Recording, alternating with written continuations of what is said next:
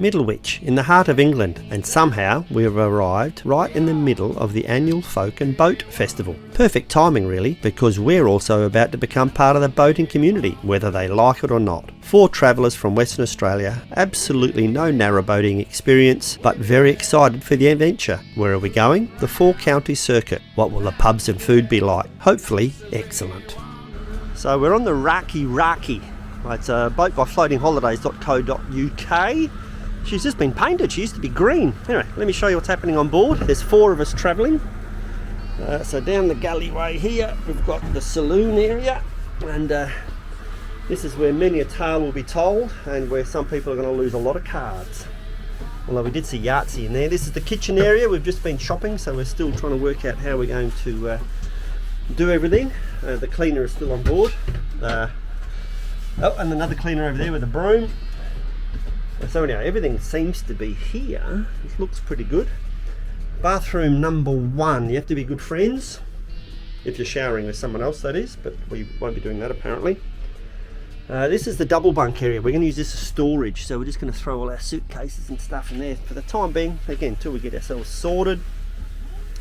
This is bedroom, double bedroom number 1. Oh, Linda's just checking the toilet out.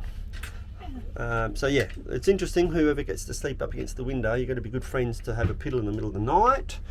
Plenty of storage, eh? There's heaps of cupboard space, which is quite nice. What's that? Whoa, another cupboard, is it? Oh, that opens it. Oh, that's a door as well. Look at that. That goes into it. Oh, that's bloody clever. Who thunk of that? Anyway, more storage. We can chop all these bits out in a minute. I've got to go past there to show the last bedroom. That's another bathroom in here, same as the other one.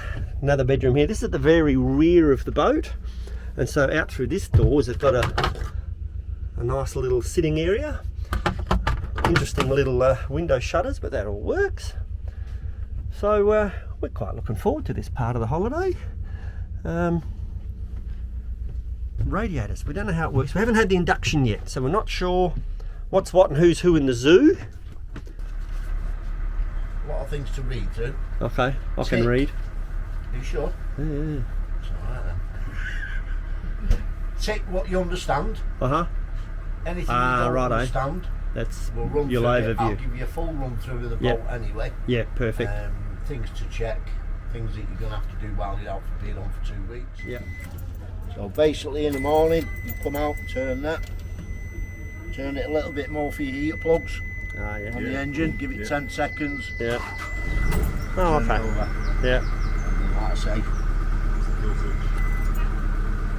just make sure the key's turned.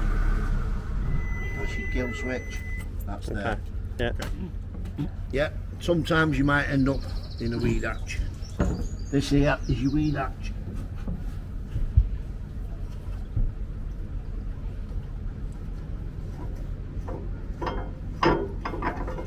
We undo.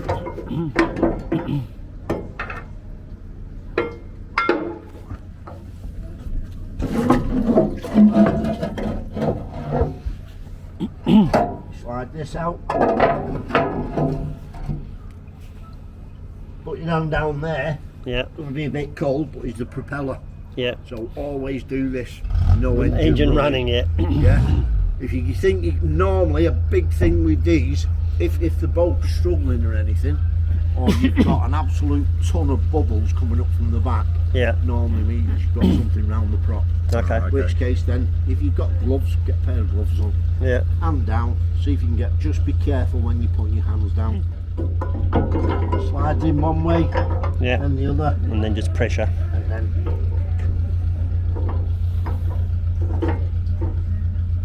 as soon as you find it like that.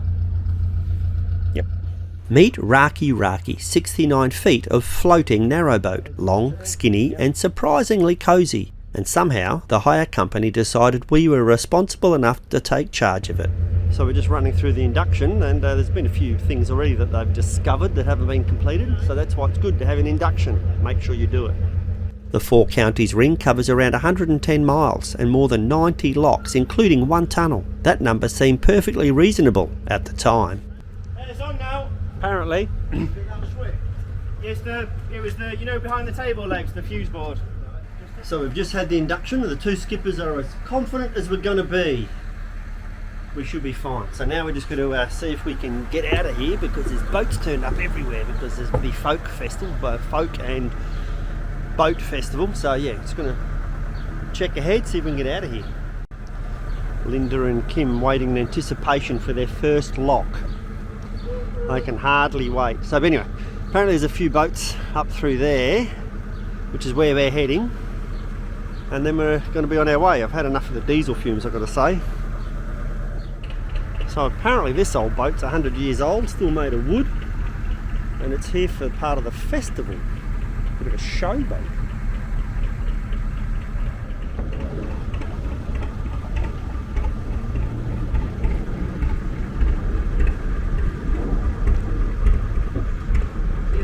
Bit of an old clunker, isn't it? How many cylinders has it got? Two. Two? Yeah, 2.6, 18 horsepower. Hey!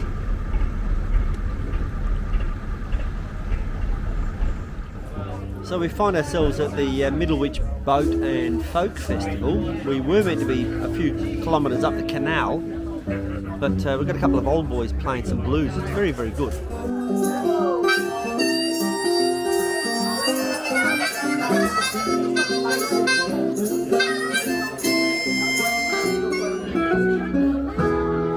I got rice cooking in the microwave. I got a pretty bit I don't plan to shave.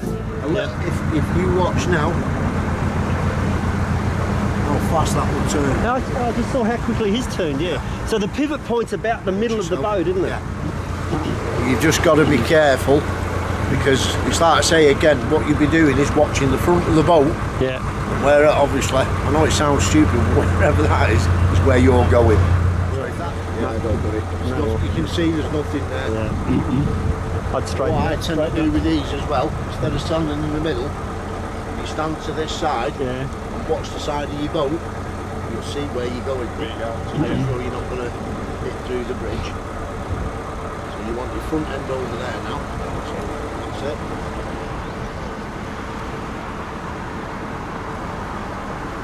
Steering down here.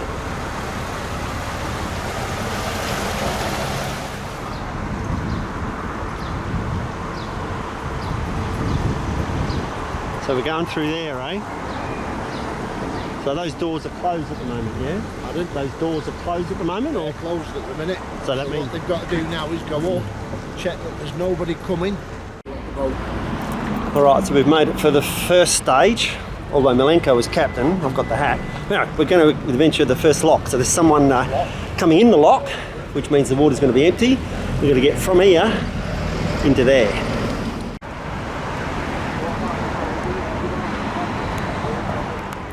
Alright, so the water's out of the lock, and he's coming out, so we're next.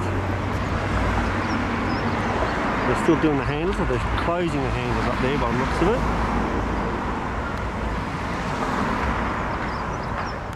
And they're going to steer us into the abyss.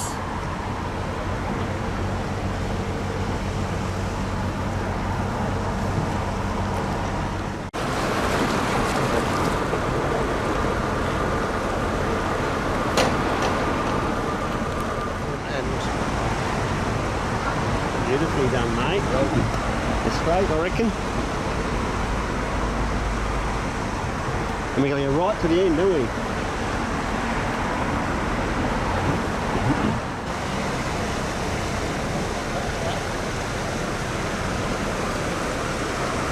When you get towards the gate, you sort of get your reverse. I reckon now.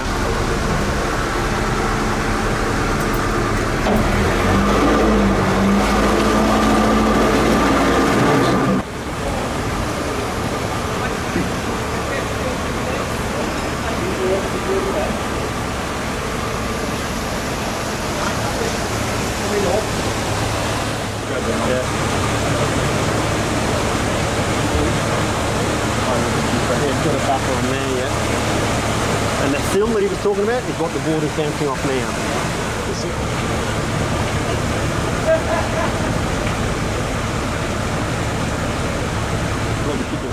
So that's locked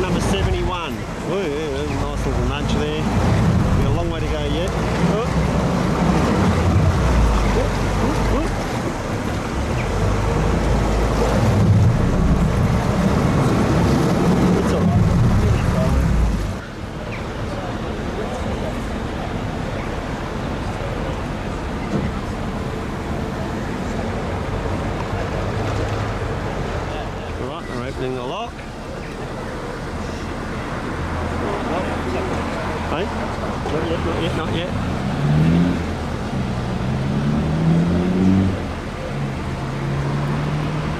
Okay, it's open, you can go forward.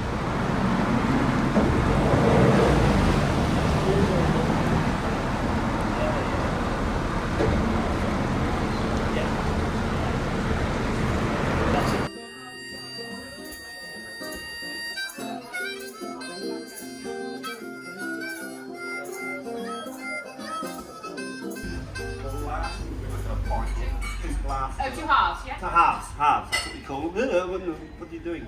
Are you videoing? 2 halves. I've driven a long way from this. Cheese!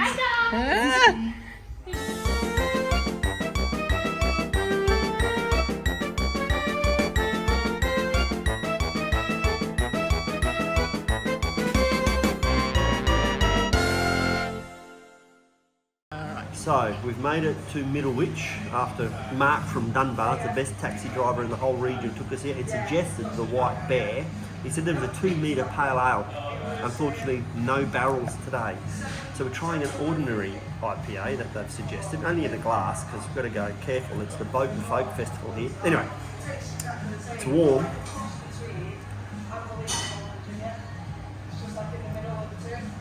There's something about it that it's very citrusy. It's got a citrusy tone. There's something just a bit bitter in it. It's a session ale. It's only 4.3% according to the label. You know when you've been wanting to go on a narrowboat for years and you finally get the opportunity and you go with a couple of cards, but we have to change the tour guide. It's from Linda's larger tours to Nearly Poo's narrowboat tours now. It's going to be a pub crawl basically for the next 196 miles. This is the beer you want to start with because it can probably only get better. I'm only going to give this. I'm only going to give this 2.5. But like I say, Neil's narrowboat tours. We'll find a cracker on the way. Cheers. Morning of day one check-in. Breakfasts have been had except for the Greek cook. Hang on, turn that around. Okay, the Greek cook is on board, Aristos. Aristos is doing his famous thing of finding whatever he can see in the cupboard. And today it's eggs. Fried eggs. Oh, don't worry about it. So anyway, well done Aristos. Alright, captain's hat is donned. We're daily checks have been done. Tighten up the grease nipple to stop the propeller water cooling thing leaking. Dipstick. It's already down to half a bar on the measurement, so we have to watch the oil. Full tank of fuel. Start this thing up.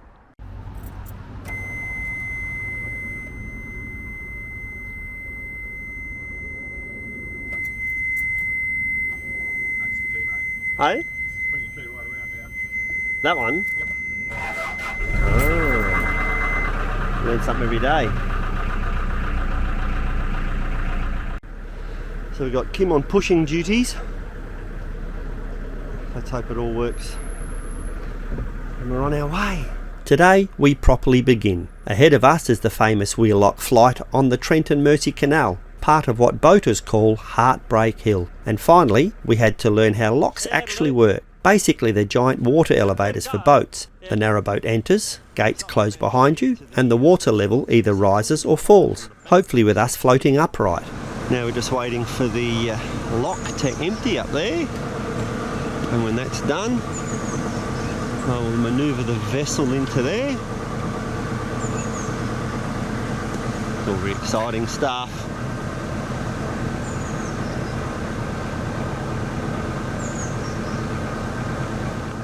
Now it's all very important in the moments like these that you have the captain's hat on. That means you get to stay aboard the vessel. You don't have to walk on the muddy walkway on the side there. You let everyone else do the work up there. And a damn fine job they're doing too. Very impressed so far. So the narrowboat veg has started and we're heading to Wheel Lock today. It's only about 8 or 9 miles, but we've been told there's a pub there at Sandback called the Beer Emporium. So we're going to see how we go today and get up there and maybe have lunch at the Beer Emporium.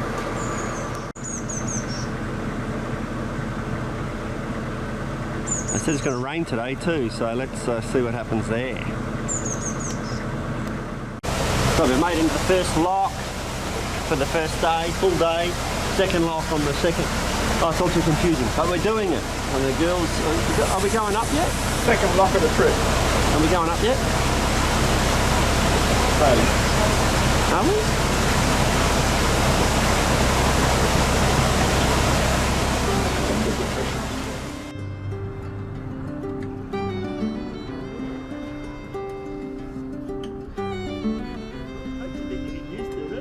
Yeah. The wind just is coming through there.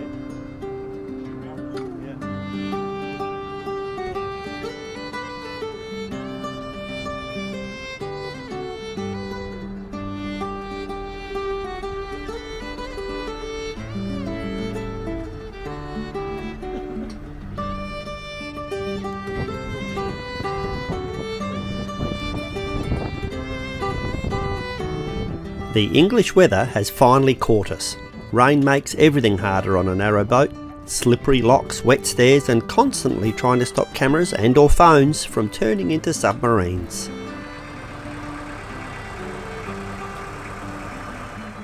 It's morning of day 2. It's Sunday the 16th of June. Who cares about the dates? Just started the engine, just prepping for us to get going. We'll probably start at about 9 o'clock in the morning, but it's very important to check your propeller because stuff gets caught around it. Have a look at this. This is the wire we found wrapped around the propeller shaft. I knew something happened yesterday because the water movement behind the boat changed. And guess what? There was no side cutters on this boat. So luckily, we asked the people in that boat over there and he produced some side cutters and we're free to go. Captain Malenko on the controls today. The girls are up at the lock. The water has just come out. And away we go. 21 or 23 locks or something today. 15 minutes a lock, so there's going to be 4.5, 5 hours of lock work. We're doing about 10 miles at about 4 miles an hour-ish. 2.5 hours, that's maybe an 8-hour day today. See what happens. So this is a double lock system, but haven't seen anyone using that one. We're using this one. And looks like there's another double lock up there. Be interesting to see which one's working over there. Some people doing something. I don't know if they're coming in and going out. Anyway, we'll find out. Got to keep mounting this on at a tricky angle, but Malenko hasn't done any adjustment turns yet at all.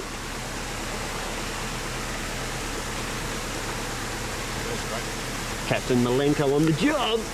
We've done them yet, haven't Not yet. No. Kim's found some new friends, hey? One thing we quickly noticed, canal boaters are incredibly friendly. Every lock comes with advice, encouragement, and usually somebody politely explaining that we should have or could have done something differently. By now, we were starting to understand the lock system. Crew jump off to open the gates and work the paddles, while the captain carefully guides the boat inside without scraping thousands of pounds worth of paintwork away. Teamwork quickly becomes everything, and with a 69-foot narrowboat, there's always a small moment of panic, wondering, will we actually fit?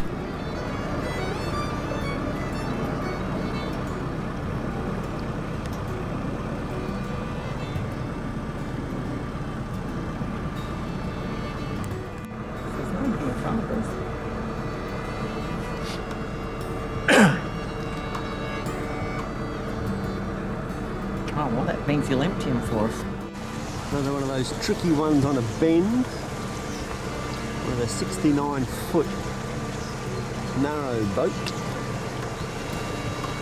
Slide straight in. The Romping Donkey Public House. Home-cooked food, traditional ales all day. Malenko's trying to look out this side, but oh, an adjustment knock.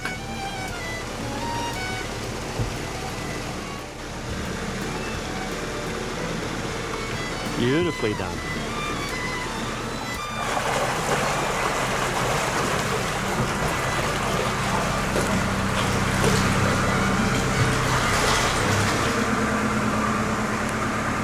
Give us a few.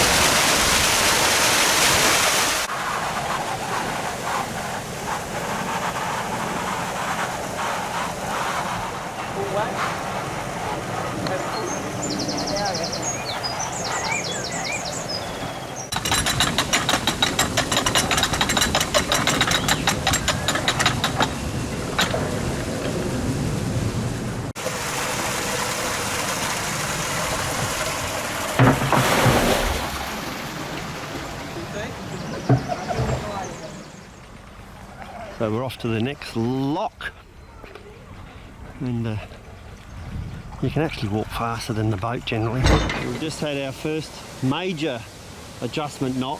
Just missed it on the camera. It was almost Titanic. Me think you exaggerate. I might exaggerate. Don't let the truth get in the way of a good story. Narrow boating is thirsty work, and luckily, Britain seems to have thoughtfully placed a pub every few kilometres along the canals, so naturally it's time for another edition of Nearly Pooh's Beer Reviews, strictly for research purposes of course.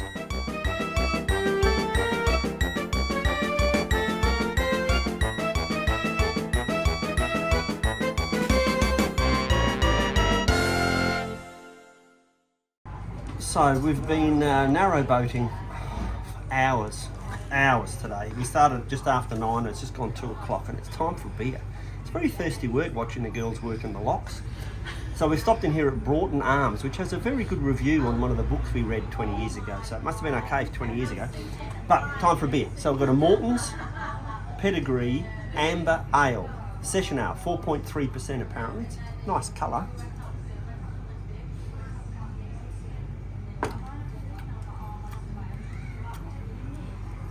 Creamy.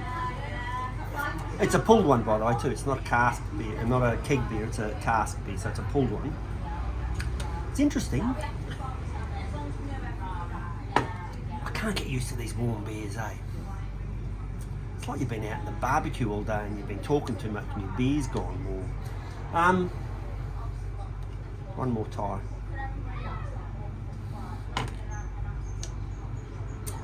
Three stars out of 5. Cheers. Beginning of day 2, 3. Full day today, and we're going to go through the tunnel on the way to Stoke-on-Trent.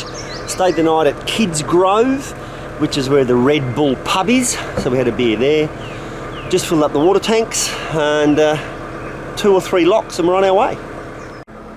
That one looks a bit tight. Anyway, follow the leader today. They're only 3 days in on their journey as well, so if they make a mistake, we'll make sure we correct it. Well, this one's a bit tight.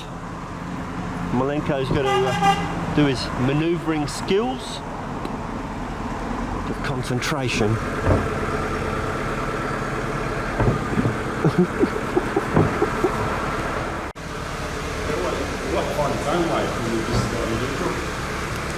Are you in neutral? Aqueduct. If anyone can say that number, you win a frozen chicken. This is rather interesting. We're going into this lock here, and right there is an aqueduct. Have a look at this. One of the quirkiest things about Britain's canal system, canals crossing over canals. Here at Poole Lock Aqueduct, another waterway actually passes above us. It feels slightly ridiculous and honestly very British engineering.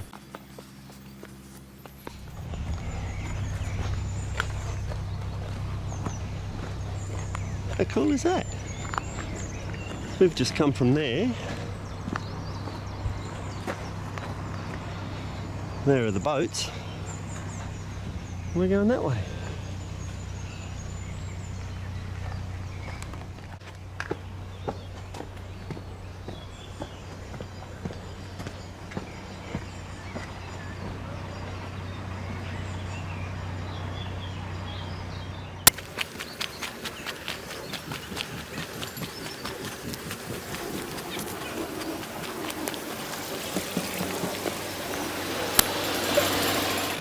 The girls have got a well-oiled machine here.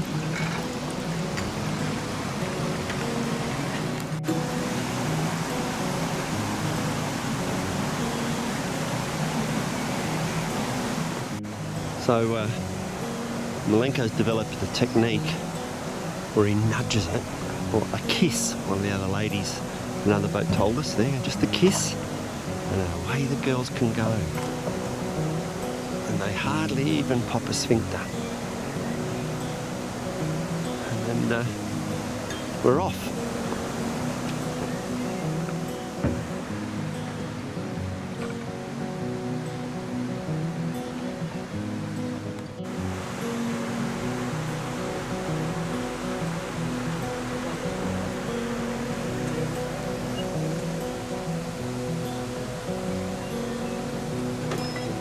that paddle, or whatever it is, sluice gate.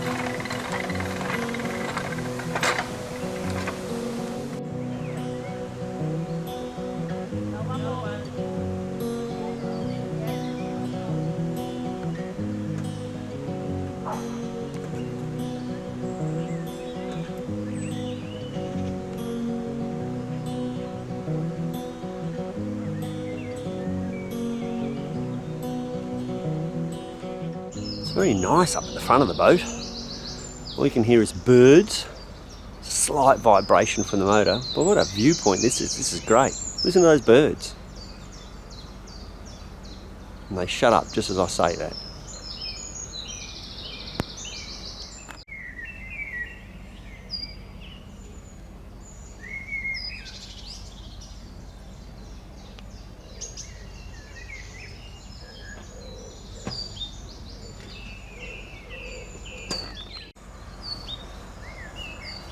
Peaceful? Nice and peaceful? Yeah. Nice and strict, There's a tavern there. Is it too early? Just coming up 10 o'clock? So allegedly we're coming up to the tunnel, which is through there. Labelled. And we have to park up and wait for permission to get through. There you go. And here it is, Harecastle Tunnel. Nearly 3 kilometres long, pitch black in places and just wide enough for narrowboats to squeeze through. We're now waiting for permission to enter, because once you're inside, there's really no turning back. Will we make it through without hitting the walls? Will another boat appear out of the darkness? At this point, we genuinely have no idea.